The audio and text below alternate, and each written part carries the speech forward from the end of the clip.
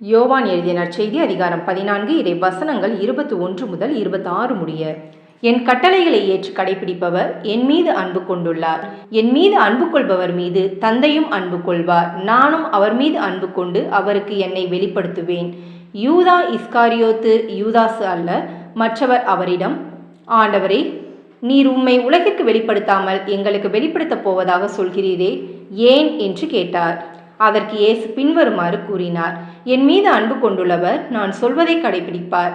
என் தந்தையும் அவர் மீது அன்பு கொள்வார். நாங்கள் அவரிடம் வந்து அவருடன் குடிக்கொள்வோம். என் மீது அன்பு கொண்டிராதவர் நான் சொல்வதை கடைபிடிப்பதில்லை. நீங்கள் கேட்கும் வார்த்தைகள் என்னுடையவை அல்ல, அவை என்னை அனுப்பிய தந்தையுடையவை.